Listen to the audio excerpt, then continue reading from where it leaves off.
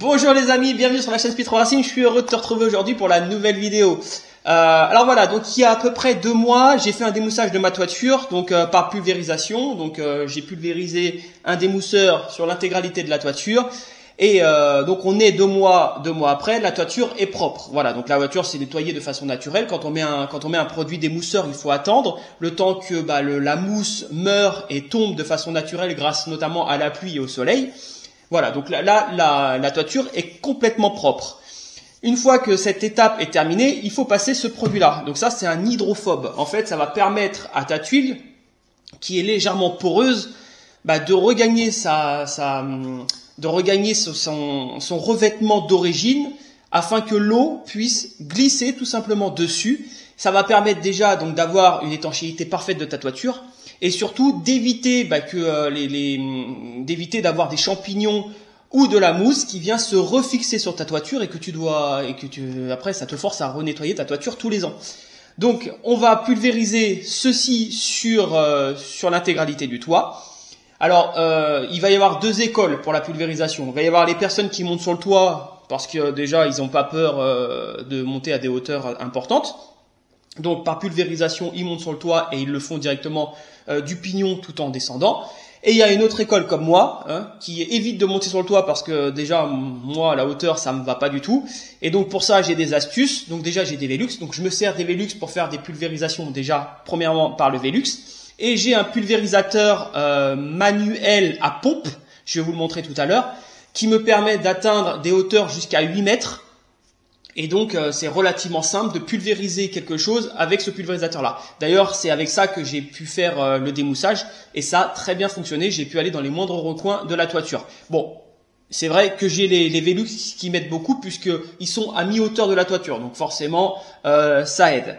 Donc aujourd'hui on va pulvériser ça. Donc c'est de la marque Sika. Donc c'est de la bonne qualité. C'est pas la première fois que j'utilise ce type de produit. Voilà, donc je me permets de vous en parler parce que je sais que c'est de la qualité. Il n'y a pas de sponsoring ou quoi que ce soit dans cette vidéo. Donc c'est vraiment de l'expérience pure et vraiment un retour d'expérience qui est honnête. Voilà. Donc on y va. On va faire le test sur 2 tuiles différentes afin que vous puissiez voir la différence entre une tuile traitée et une tuile non traitée. Allez, on y va pour le test. Allez, c'est parti. Donc là, je suis en vitesse rapide. Donc j'utilise un pulvérisateur à main traditionnel que tu peux trouver dans n'importe magasin de bricolage.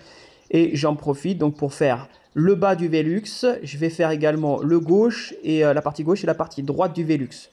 Ce pulvérisateur me permet de faire les contours correctement puisque le pulvérisateur à pompe que je vais utiliser tout à l'heure, il a un jet beaucoup plus puissant pour aller plus loin et donc ça ferait des éclaboussures si j'utilisais pas le pulvérisateur à main sur les côtés.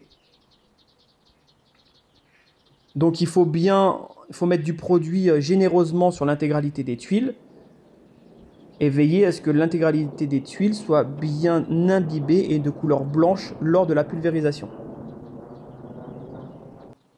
Comme tu peux voir, 50% de la toiture est humidifiée, donc ça veut dire que le produit a été badigeonné. Et là, j'utilise la fameuse pompe à main et tu vois que j'arrive à pulvériser jusqu'au fêtage. Donc j'envoie énormément de produit au fêtage afin de le laisser descendre jusqu'en bas de toiture. Et voilà, je pulvérise généreusement sur l'intégralité du haut de la toiture.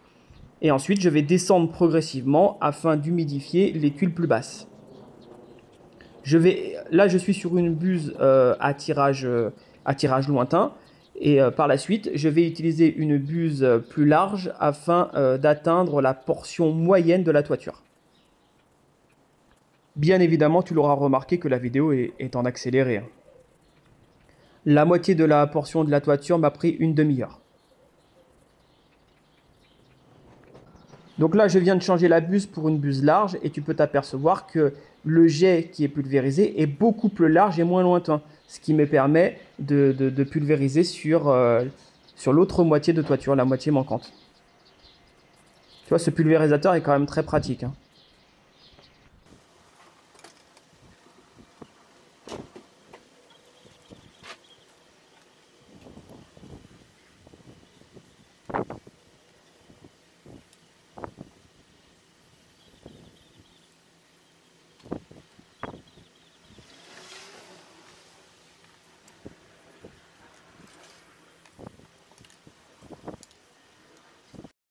Donc là, regarde, on va faire la vidéo là sur la partie non traitée. Tu vois ce qui se passe? Bah en fait, on a une stagnation de l'eau. Et maintenant, je vais te la faire sur la partie traitée. Donc là, on va passer au test sur la toiture après traitement.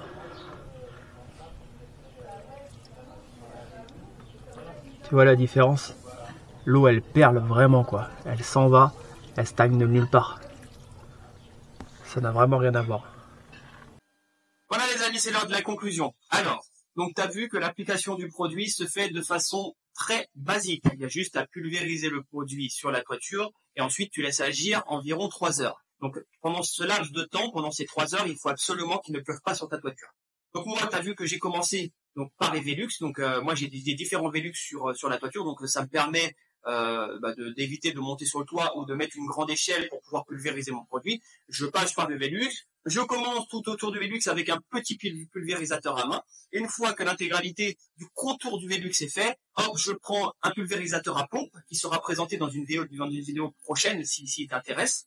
Je prends le pulvérisateur à pompe et je viens pomper pour envoyer du produit jusqu'au fêtage. Voilà. Donc, une fois que ta toiture est complètement imbibée d'hydrophore, t'as plus qu'à laisser sécher. Donc, tu vois que la pulvérisation du produit est assez simple. Il va juste falloir que tu respectes quelques règles. Il te faut une toiture bien évidemment propre. Donc, pour ça, moi, j'ai envoyé un produit anti-mousse il y a à peu près 3 mois sur la toiture, exactement de la même façon que je viens d'appliquer le produit hydro. Donc, j'ai envoyé mon anti-mousse. J'ai laissé ma toiture évacuer tous les déchets pendant 3 mois. Et toute la mousse que j'avais, j'en avais pas énormément, mais j'en avais quand même. Toute la mousse est partie au fur et à mesure des pluies que nous avons eues. Donc, ma toiture était propre. Ensuite, j'ai passé un coup de brosse télescopique sur l'intégralité de la toiture afin de retirer vraiment le peu de choses qui restaient, parce qu'il restait encore un peu de mousse collée. Donc, j'ai passé ma brosse et ensuite, voilà, je me retrouve avec une toiture comme celle-là. Et donc là, j'ai plus qu'à pulvériser le produit hydro. Donc, l'avantage de ce produit-là, tu l'as vu dans le avant-après, c'est que ça va vraiment, ça va saturer ta tuile de produit et donc ça va permettre à ta tuile de ne plus être poreuse et donc de laisser couler, s'évacuer l'eau de façon beaucoup plus, de façon beaucoup plus naturelle. Ça va t'éviter d'avoir une tuile toujours mouillée lorsqu'il pleut et donc dès que tu as un rayon de soleil, il risque d'avoir une prolifération de mousse. Et bien grâce à ce produit-là, la mousse va mettre beaucoup plus de temps à arriver sur ta toiture. De plus, tu vas avoir une longévité de ta toiture qui sera quand même plus importante puisqu'elle sera complètement étanche. Voilà, donc ce produit est quand même essentiel. Il est cher, je te l'accorde, c'est quand même relativement coûteux, mais vaut mieux acheter un produit à 160 et quelques euros. Donc moi j'ai dû acheter 2 bidons, j'ai 40 litres au total, un pour la face sud, un pour la face nord. Donc ça fait un budget, c'est quand même un sacré budget, mais il vaut mieux claquer 400 euros dans un produit, dans différents produits de toiture pour avoir une toiture nickel, plutôt que de refaire une toiture parce que tu vas avoir de la mousse partout. À un moment donné, cette mousse là, elle va geler, elle va grossir, elle va te faire éclater les tuiles. Donc c'est quand même plus intéressant de faire de temps en temps un nettoyage de toiture et de protéger ta toiture plutôt que de refaire ta toiture 10 ans après qu'elle soit posée. Voilà les amis, j'espère que cette vidéo t'a plu. Si elle t'a plu, n'hésite pas à lâcher un petit pouce bleu et puis on se retrouve très vite pour d'autres vidéos. Au revoir les amis.